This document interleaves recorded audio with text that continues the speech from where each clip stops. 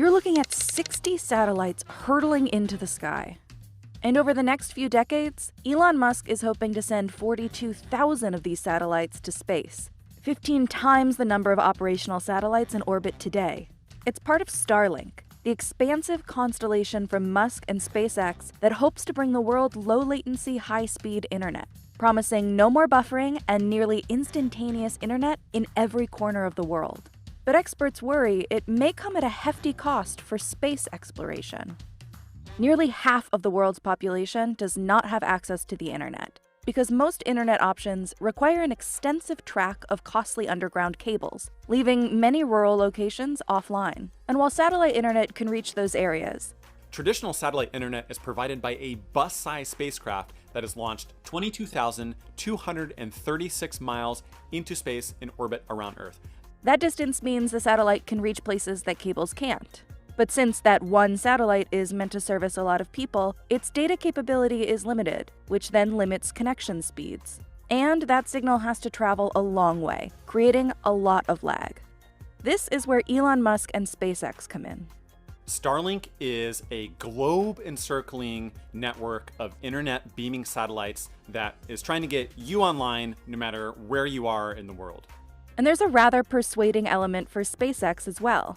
Elon Musk has said he's just trying to grab a small percentage of $1 trillion a year telecommunications industry around the world. If SpaceX can pull this off, the company could net about $30 to $50 billion a year. Musk and SpaceX President Gwynne Shotwell say that much money could single-handedly fund the development of Starlink, Starship, and SpaceX's Mars launch infrastructure. As of early October, SpaceX has launched more than 700 satellites into orbit, with a plan to release a total of 12,000 over the next 5 years, half of them by the end of 2024. And Musk wants to add another 30,000 to that, coming to a total of 42,000 satellites circling Earth. All of these satellites will also be much closer, anywhere from 200 to 400 miles above the planet in low Earth orbit. This reduces the connection delay that is found with traditional internet satellite. Once in orbit, these Starlink satellites will be constantly on the move, which is why so many are necessary.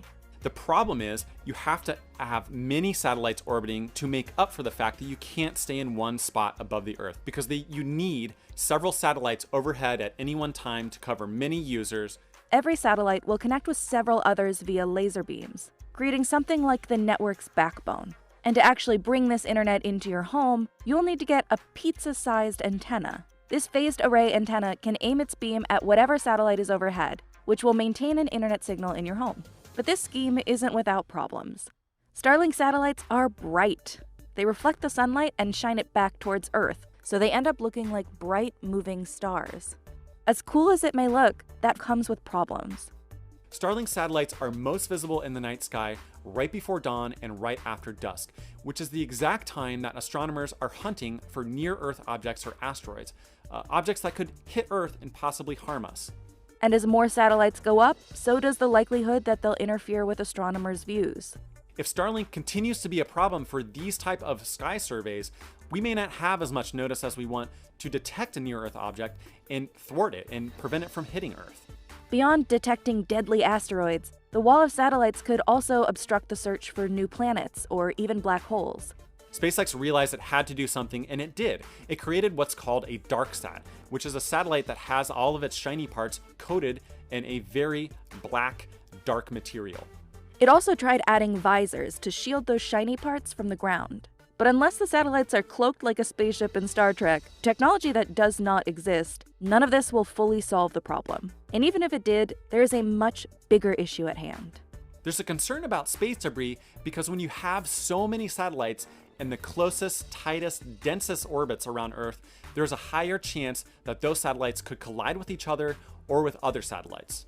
Those crashes would create clouds of debris that can orbit the Earth for years, decades, or even centuries. And that debris can then disable or cause other satellites to crash into each other, creating even more debris, and this problem spirals out of control in an effect called the Kessler syndrome. And if we reach that, then essentially space is too unsafe to access. To be clear, the risk of a runaway Kessler syndrome is very low. But the potential impacts of that are so high that scientists are working very hard to control such an event from ever happening. SpaceX has said its satellites can automatically move out of the way to avoid collisions. But dozens of SpaceX satellites are already disabled and can't move at all, posing a potential threat. And those concerned with SpaceX's plans are lobbying the FCC to rein in the company and more strictly regulate low Earth orbit.